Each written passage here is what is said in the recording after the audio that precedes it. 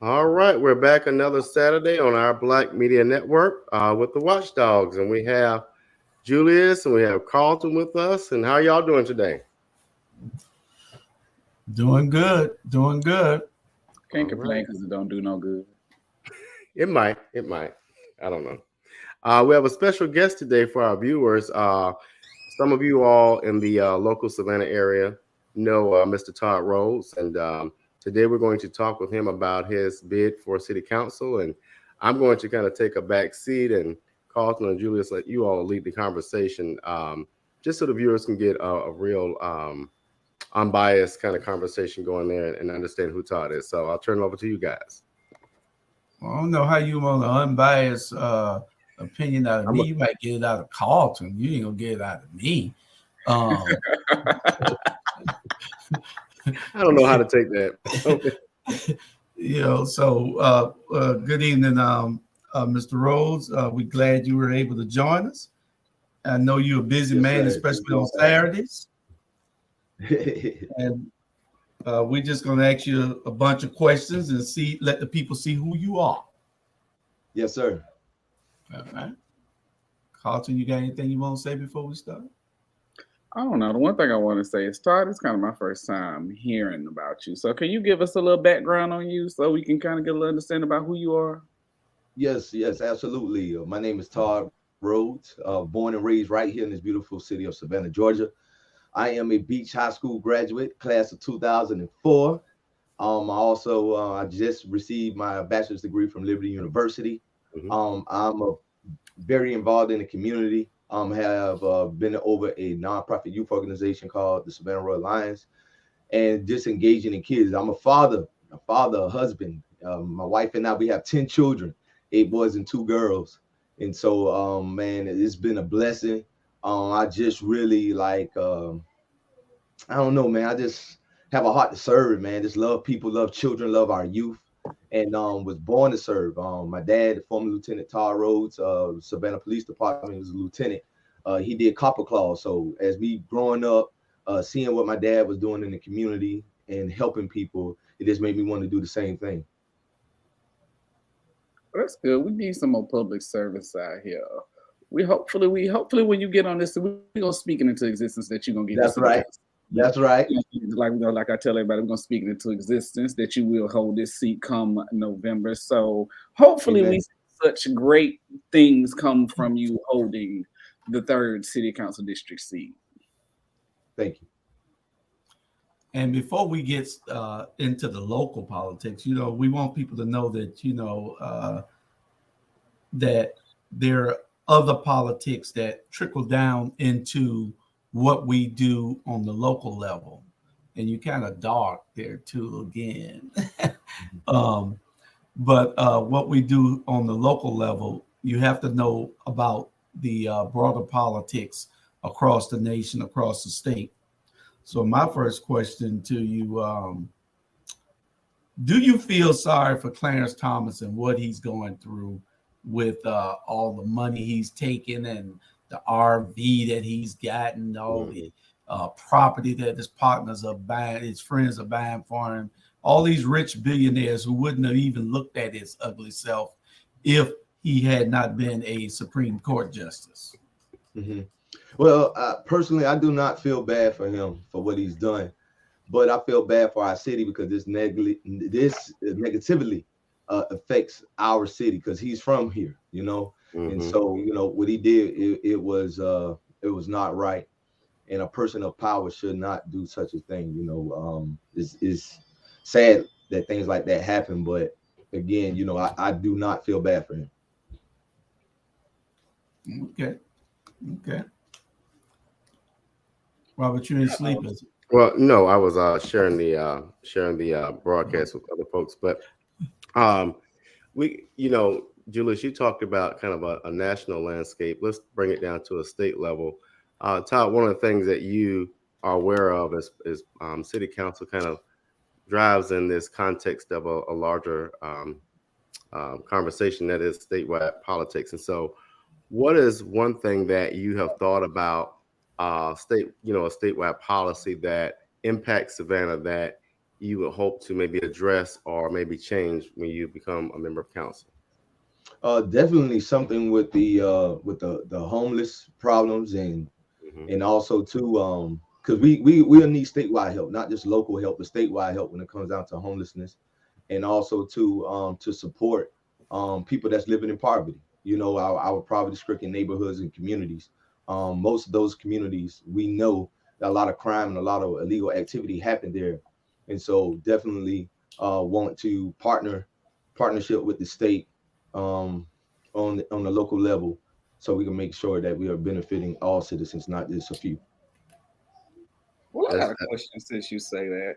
Because, you Mhm. know, if you actually meet or talk to some homeless people, they have become so accustomed to being homeless that a lot of them don't want to get out of the situation that they're in. Because I know, coming from somebody who I live by myself and I'm structurally that I have to maintain everything by myself, and you come ahead in this world where everything is going up due to inflation. How do you Mhm. encourage somebody who is basically live rent free to get free food and they struggle on their own to want to come back into a society like we have? Mhm. Well, now this is the wild part about it. You have hardworking people like ourselves who have jobs and who work and have careers, but you know the cost of living is just so high, and the job field they're not really paying like they should be or could be, and now you're having hardworking middle class citizens becoming those who are the ones that's going to be homeless. So you know you got to look at it from that point of view too. It's hardworking citizens that don't want to be homeless, and they're trying to do everything in their power, you know, to be able to afford to live, because the cost of living is just so high, and the rent prices are going up, the taxes, all type of things. So we have to find a way to say to people, now if people want to be in that situation, people can do what they want to do. There's nothing you can do about that, but everybody is not in that situation, and like I say, it's middle class people that I know right now that are struggling, you know, that are struggling and need the help.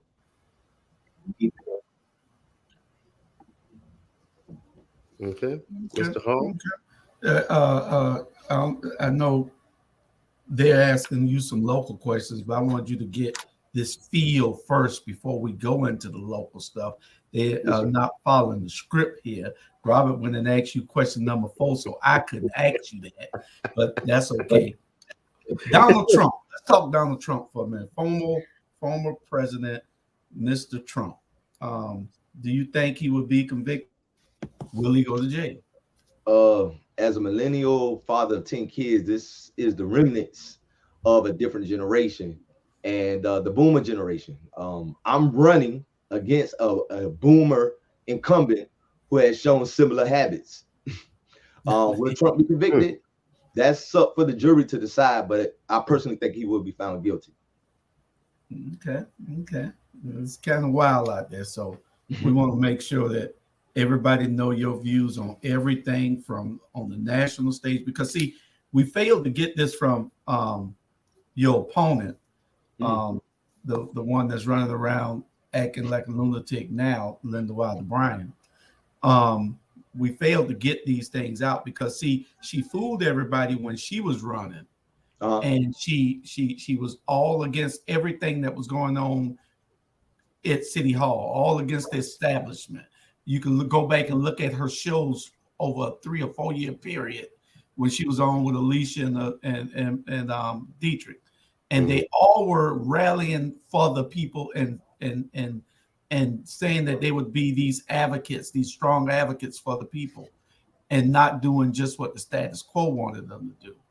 So now we want to make sure that when we vet people and we put them in, we ask them the proper questions. See, we know that you got to have a heart and a passion to serve, because the Yes, money, it ain't about the money really. It's about you making a difference, right. and we see that in you with what you do all out in the community. So I'm gonna ask the last major question, and you can talk about this as long as you want. I'm gonna ask the last national question. What do Mm, you think about Florida Governor Ron DeSantis and mm, all the racist stuff that he's doing with CRT, with his Mhm. views on slavery, with his suspending the district attorney the other day. He done suspended one white and one black district attorney, but both of them have to be progressive Democrats, and he didn't like what they were doing. So what's your thoughts on that before we get to the other local stuff? It's challenging listening to DeSantis, and right here, you know, we have our own radical policies here in Georgia to contend with, and so, you know, that just, it is what it is. It's senseless. It doesn't make any sense from the different things he has going on and his different point of views and his opinions, and it's just wrong. Okay. All right. Y'all next. All right. Okay. Well, you know, you're going up against an incumbent that has a very unique way of expression and a unique way of being present in council and maybe in the public. How would you operate differently or do differently when you become the next councilman for that district? Well, right off the bat, I won't embarrass myself on Facebook. Wow. I said we need a rational city councilman, and that says it all.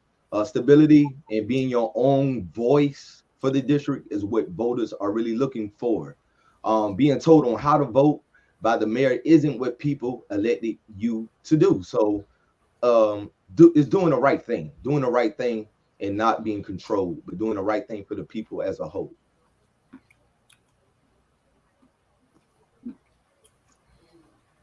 Okay. All right, Mr. Carlton. I mean, I say, well, how would you vote? Well, let's talk about because something that I found a new issue with as I was looking for a venue for a function in Savannah. So how would you have voted on, would you vote on a new business alcohol license in your district and around the city? Because the one thing that I encouraged was for a venue, and that particular venue was structured where they couldn't hold the alcohol license, but a venue in the same district right around the corner could. Mm-hmm. Savannah, in my opinion, needs to create an independent alcohol commission that decides the licenses. This is how most cities really do it. Savannah politicized the process, and it really hurts the integrity of our government. It's old school and very outdated. And so I would leave it up to an independent commission. I laid it out a structure to do this, to make it fair. And you can read it on my Facebook page, which is Todd Rhodes to City Council. Okay. Back to you, Julius. Or you want me to go ahead? You go ahead. Okay. So, Todd, you know, one of the more significant conversations, you spoke on poverty. And it's interesting that a city with the ports and the billions of dollars coming through the ports that we have poverty. But then you look at issues such as we put $1 million on Broad Street. We put so much money into that arena, and we don't address things like poverty. But most importantly, we don't allocate funding for the weeping time. And so how would you kind of navigate that space or reignite that conversation around weeping time to make sure that we're advocating for not just tourism activities, but for things that are near and dear to the hearts of African Americans in this community? First of all, before you begin, Robert, explain what a weeping time is so everybody understands. Gotcha. So for our viewers who don't know, the weeping time is an area in the city of Savannah where it is the largest or one of the largest slave trades in American history, not just for Georgia, but nationwide. And so it's very significant that we understand that conversation, but not only just understand the conversation, preserve that land so that we don't build structures on it or desecrate the land in a way that doesn't appreciate the value of what happened in that moment in time years ago. So thank you, Carlton. So back to you, Todd. How would you kind of navigate that conversation? Well, the incumbent, she has ridiculed those who want to save and respect the weeping time. I will not. I will give the weeping time the same level of attention and investment that this council has made in tourism, Broughton Street, the arena, as well as the Canal District. I also respect the weeping time. and it needs to be acquired and preserved. Honestly, the incumbent sounds like Ron DeSantis when it comes to representing our history. So there you go. Julius, I think it's time for our first commercial break, if I'm correct. Yes, it is. All right, we'll be back in a moment.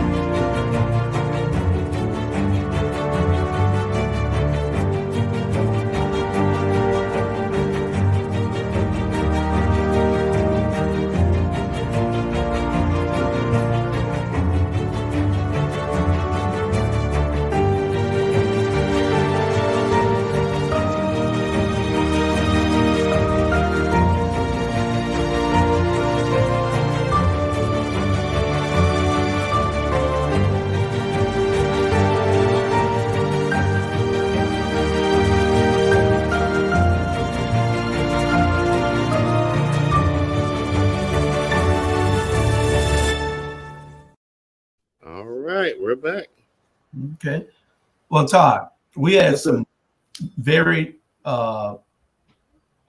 vocal citizens recently at the last city hall meeting, and there were taxes were on the board. And although it's not a tax increase, they with the property values going up so high all across the country, everybody's taxes went up because your property go up, your taxes go up. Your property value go up, your taxes go up. So they, instead of bringing the tax millage rate down a half a point or so that people can still put that in their budget to pay their taxes, this council voted to keep the millage rate where it's at, and everybody's taxes went up. And they have to pay those added amounts. What would you have done different and do? Just tell us what your view is on that. Well, Savannah doesn't have a revenue problem. Savannah has a budgeting problem. And I would have voted to roll the millage rate back and give property owners a tax reduction. The growth in the digest alone gave the city a windfall, but this council, it wants to keep all of it. Not rolling back the rate causes rental rents to climb, and council shouldn't be causing that. My opponent has raised taxes for the last 3 years. Okay. Very good, very good. Keeping along with that, we have this conversation around term limits. What are your thoughts on term limits as far as it regards local city politics? What are my thoughts on the term limits? I believe when it comes down to the actual term limits, it should be to where you could do 2 terms. It shouldn't be that you just continue to stay in there, because say for instance, it may be somebody that has better ideas, can get stuff done even better. And so therefore you need new faces. Just like with us in this race with myself, a new face, someone that hasn't been bought or sold, and someone that really wants to be a servant and fight for the community. So, I believe over time, it's change is necessary. So I believe in as far as in the term limits, maybe 2 term limits, and then it's time for another face. I feel differently. I feel like it should be at least 4, because I feel like the first term that anybody gets in office is spent cleaning up the mess from the last person that they did. So the next 3 terms will be the terms for them to develop their plans and do X, Y, Z, what they feel like was necessary in order to progress. That's a great point. But next question is the fairgrounds, and this is actually a question for both of y'all. Okay. What should be done with the fairgrounds? Me personally, as I feel like it should become an amphitheater. That's what should be done. That's just me personally. I feel like a new outdoor venue for people to come and host any type of event would be great for Savannah. But what are y'all opinions? I think the project has been obscured and it lacks transparency. I believe it's a mess and it drags, including the city contracting with the firm to develop the fairgrounds that is under federal indictment for fraud. Does that sound like a good choice? The site is important to the community, but the council has only confused residents and misled the city at large. Let's clear it up, and we need to make sure that the residents' wants are the top priority. I think I agree with you on that. The one thing that I'm concerned about with the fairgrounds is the fact that a lot of the voices of the residents that live around that space have not been really included. Right. A number of the residents do not want housing, but we have housing. So, I think what we need to do is take a step back, revisit the whole conversation and navigate it in a different way. Like Todd said, you have so many issues surrounding this current conversation that we're moving forward, and it's controversial. And so take a step back, include the residents, and let's look at it with a different lens. Okay, great. If I was running, I'd take that same perspective. How about Calhoun Square? How would you vote on Calhoun Square, and would you name it for who? Who would you name it for? We took Calhoun Square off. The name of the who was it was Calhoun. He was an ex presidential candidate from South Carolina, somewhere around this area, South Carolina and Georgia. He owned slaves in South Carolina and Georgia. So they took his name off, and now they have a bunch of names that they're putting on. Now, the mayor wanted to keep his name somewhere there on a marker. The mayor is just so scary and no heart, no balls, no nothing. All he wants is a pat on the back. So, what would you do in reference to Calhoun Square? I vote for Susie King Taylor. Okay, that's what I vote for. Susie King Taylor would be your choice. Yes, sir. Okay. Okay. And how's your ground game going now? You out there in the streets, and you're knocking on doors. I hope you're talking to people. You're going into grocery stores and talking to people and all this. I heard. So, tell us about how that's going. Let me tell you, it's been hot. When I tell you hot out there, hot. But I'm glad I did start early, and going out there and listening. Going to the community meetings and listening to the residents as the citizens as they talk about different issues and things that's going on. So now hopefully it'll start cooling off, and me and the team will definitely be out in full effect all over the 3rd district. Okay. Very good, very good. So I think it's appropriate that you kind of take some time and kind of give us an idea of what your platform looks like or your vision for the 3rd district and the city overall. And so we'll kind of take a step back and give you space to kind of share that with the viewers. It is very simple to definitely be transparent, to serve the communities. A lot of issues and things that I've been hearing in the 3rd, things for our youth in the city, having more opportunities. It's also for our seniors, having different opportunities and better things for them, and working together, building that relationship so we can work together. I definitely am focused on building the neighborhood associations, because together we stand as the village, divided we'll fall. So it's very important to make sure that we're making the best choices and decisions for everybody as a whole, especially for the least and the left out.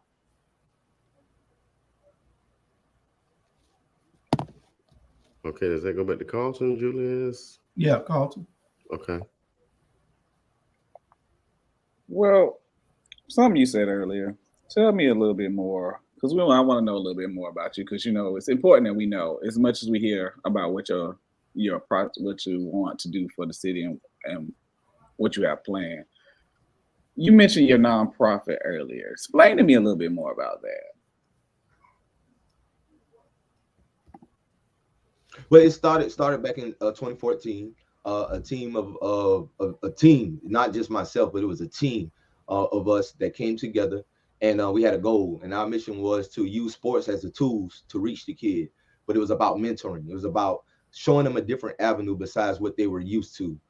We started off very, very strong with a lot of support, and we're still going to this day since 2014. And so to just get engaged, we took the kids on camping trips. We took them to football games. We took them fishing. Man, we played sports through the city and the county. We also traveled to take them on the road to different things in the parks and stuff like that. So it was a wonderful opportunity to be able to work with these kids while they're young and stay with them up until they become adults. And it was so important because those type of kids, we wanted to keep them so engaged and so busy that they didn't have time to get in trouble, that they didn't have time to be a part of the get into the system. Our goal was to keep them so busy and to keep them so focused that they didn't even have time to even think about doing anything negative. So, I cannot take the credit. I will not take the credit because it was a team of us that have done it. Some that's still here, some that's not still here, but it took a hard work effort from everyone, and we all worked together to make a better living for our youth in the city. Okay. Very, very good. How many people you think should it be to get something on the agenda? As you know, you used to could just ask the city manager to put something on the agenda, then it could be voted on. Right. Now, since this new administration, Van Johnson administration, he done served 16 years, so he knew how to maneuver and get things done where he could be in control. So he lobbied until he got enough people to vote with him, change Dietrich's mind, change Purdy's mind, and change Linda's mind. And he changed the processes for putting things on the agenda. Now, instead of having 2 or 3 people, you need 5. What is your thoughts on that, and how many people you think it should be in order to get something on the agenda to vote for the betterment of our whole community? Because if you don't have people advocating for the disadvantaged and the underserved, then and they can't get anything on the agenda, then nothing's voted on it for them. So you thinking that they're not doing their job, right? But in essence, they can't get nothing on the agenda to do their jobs, and those people don't want those things on the agenda, so they won't have to vote for it or vote against it, so they won't look bad. So what's your thoughts? Right. I believe it should be 3. The mayor, he did change it to 5, and thereby gain a significant power move over the council. There isn't another city, I believe, that's in the state of Georgia that has a council manager form of government that has a majority standard to get an item put on the agenda. It's undemocratic and it's chilling for a policy, especially when the only policy that get discussed, like you said, and voted on is the ones that the mayor wants. Mm-hmm. That is absolutely correct. Okay. All right, Robert, you're going to take our next commercial break, and we'll come back with some tough questions. Uh-oh. All right, here we go.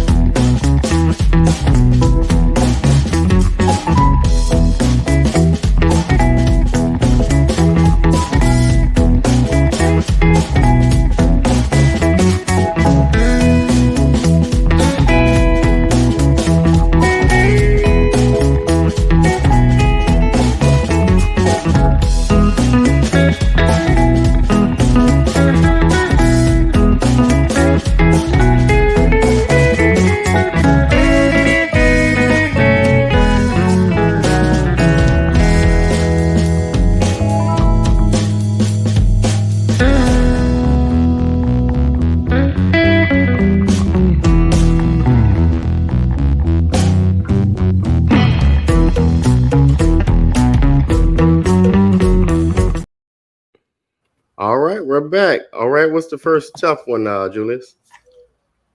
Well, we got one more before we get to the real tough ones, and that was what's your thoughts on Geechiton? As you know, in Geechiton, they those people over there have still have a couple of dirt roads, I believe. They still have that company over there that has been polluting their air for 50 years. Mm-hmm. And then when the company went out of business, the city, instead of the city saying that can't be industrial because it's making those people over there sick, the city renewed another company's license to continue to do that. And then the mayor acted like he knew what the hell was going on, which he knows everything that's going on. He's a damn liar. And that's what he is. That's what he is. We only tell the truth over here. You know, if he got a problem with what I called him, then talk to me. But he knew what was going on, but he acted like he didn't know that the license was renewed for the people. But these people's quality of life has been diminished by a city council that has not acted. And what would you do once you're elected? First of all, the West Side doesn't need no more heavy industrial development. It's a serious issue for residents. And the incumbent has repeatedly shown that she's pro-development and anti-community interests. She looks to her members of the council on how to vote for these important issues. Just thinking about people's quality of life, it doesn't get the same level of attention on city council that development receives. And I will change that.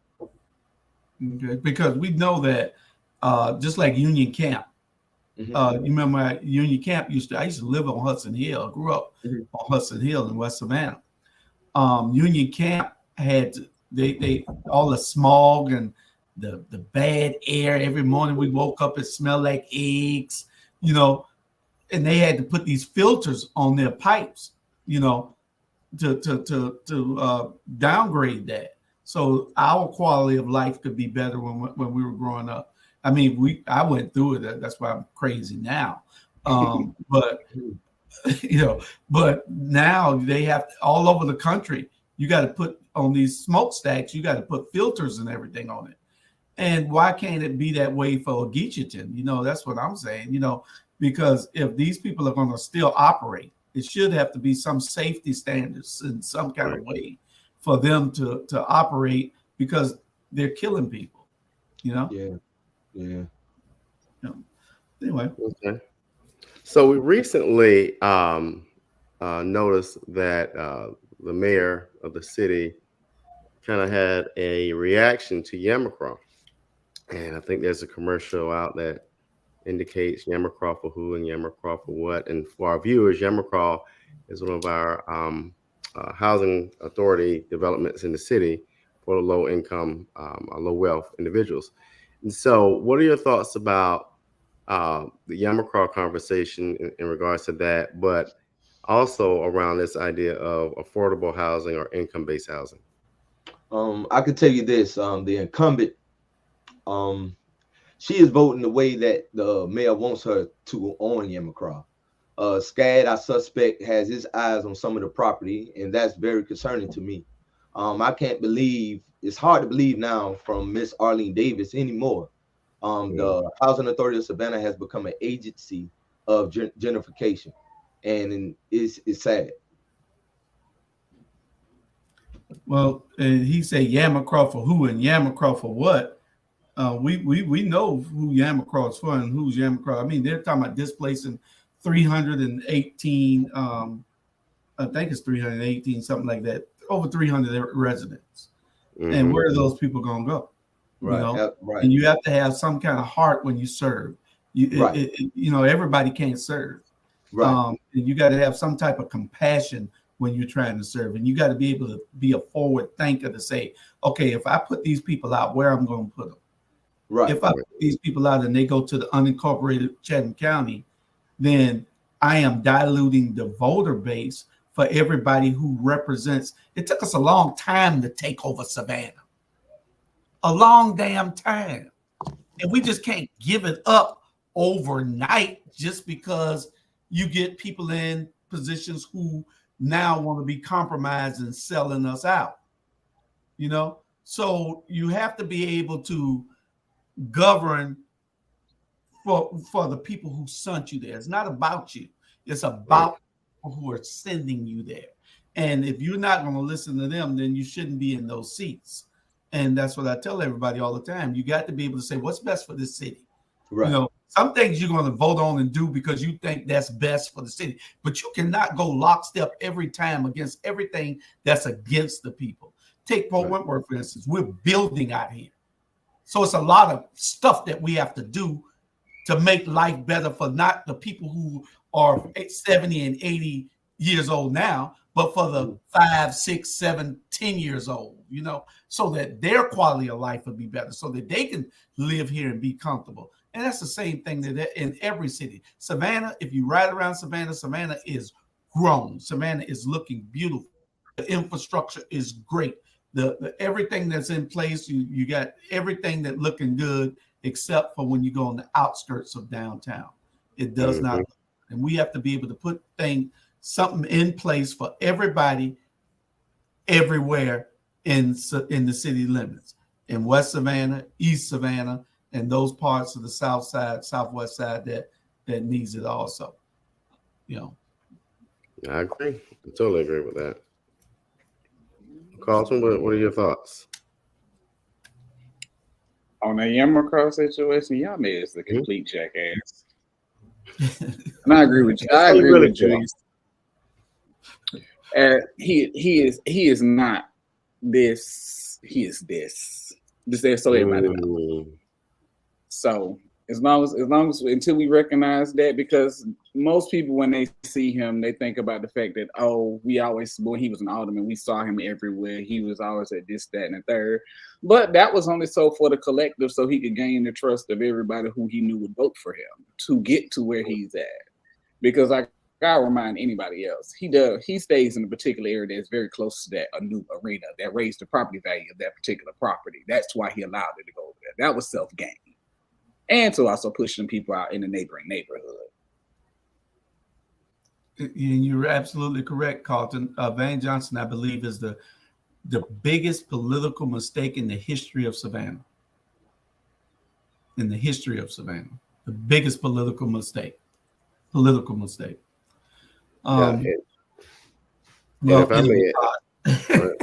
said what? Go ahead.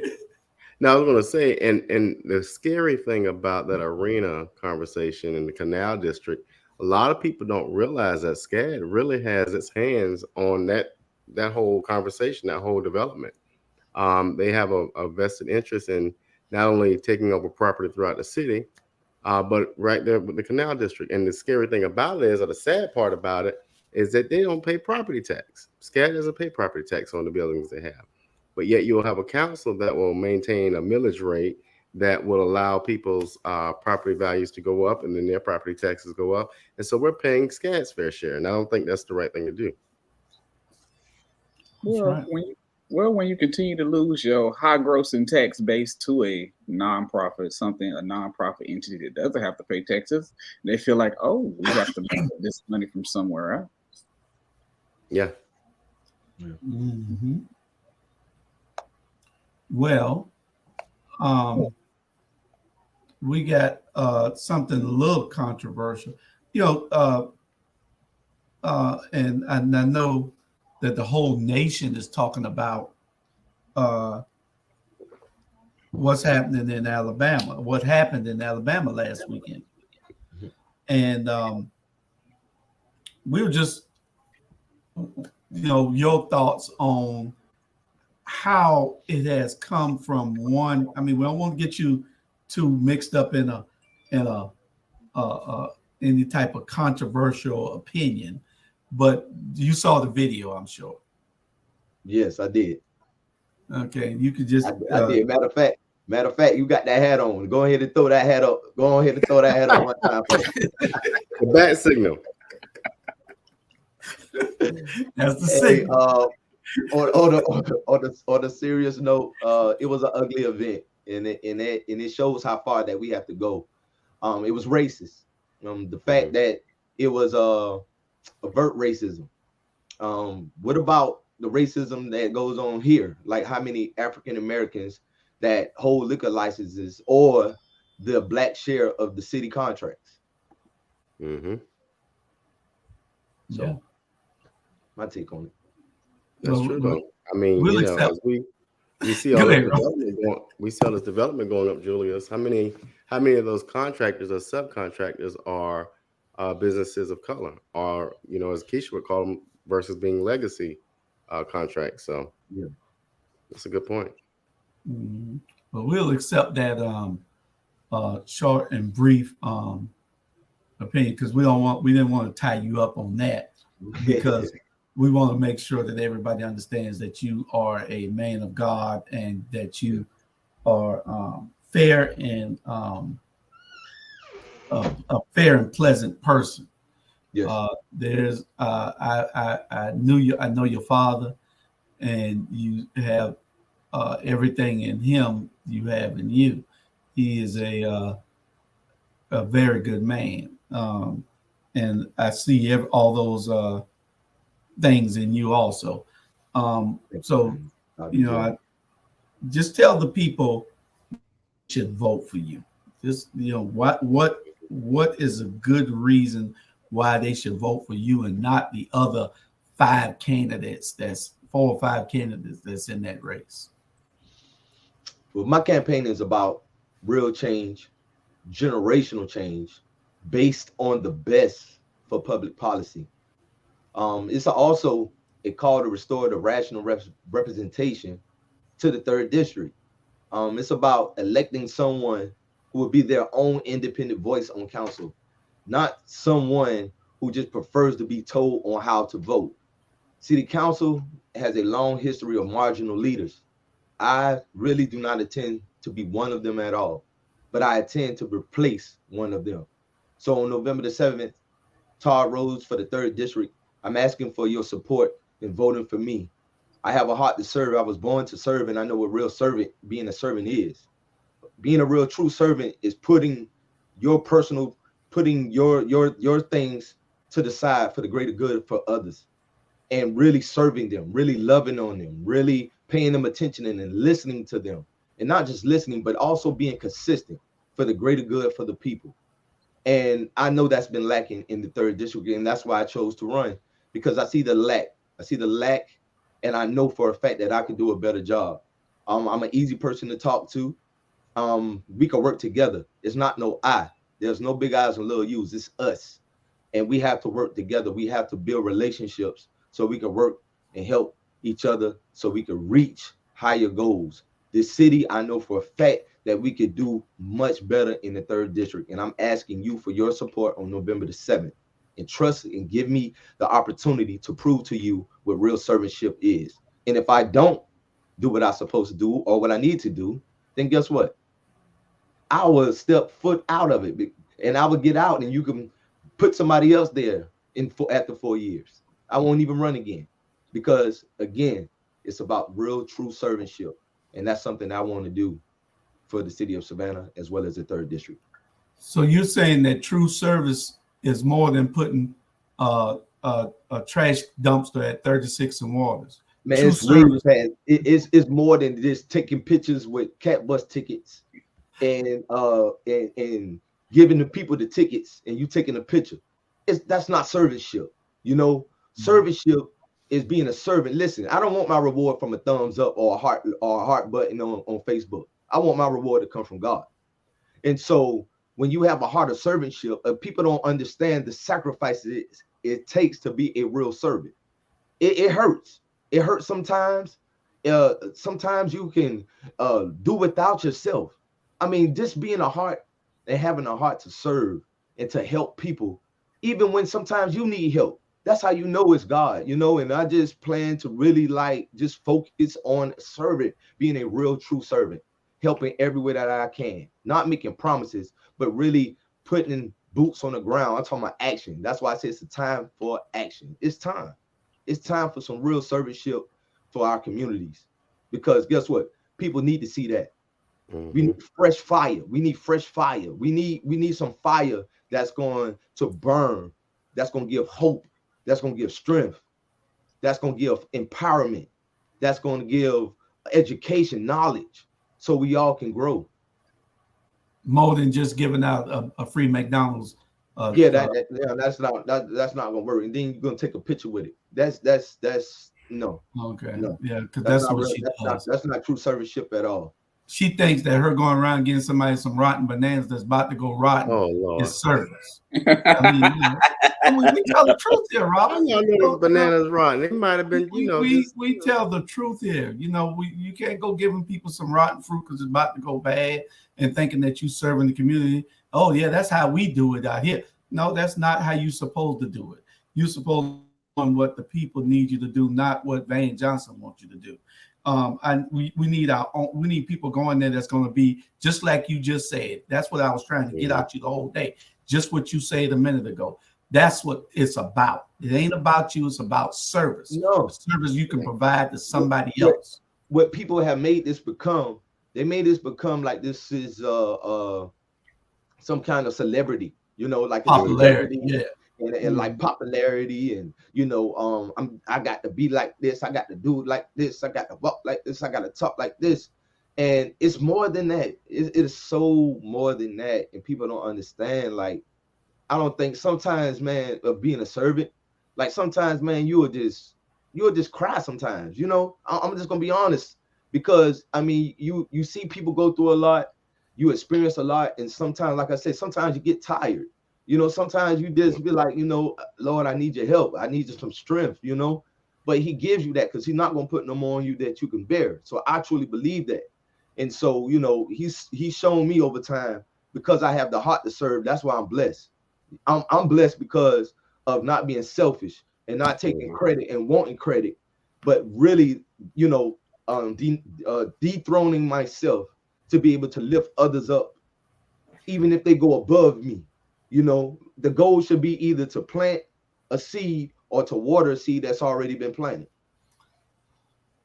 All right. Well, September 7th, I'll be in the street every day, everywhere from Bloomingdale to the beach. We're going to be in the streets every day for you and Robert and for everybody else that solicits our help.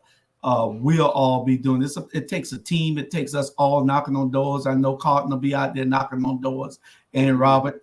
So we're gonna be there. Put that thing on. I want to see Carlton's face. What Carlton? Oh, okay. Carlton, listen. I will give Carlton credit. Carlton was one of the first people to help me canvas ever, so he gets credit for that. We were supposed to go to the gym one day, and I said, can you help me go give out these flyers? And he was like, I really don't want to, but I will. So he gets credit for that. I still ain't make it to the gym that day. It was funny because I knew had me out there in them people neighborhood, and I was canvassing with him. I seen so many people that I actually knew that I wound up, he all the way up the street, and I'm still back here talking to somebody else that I know. I say, man, I ain't gonna never get through this neighborhood if I gotta keep doing this. Mm-hmm. Okay.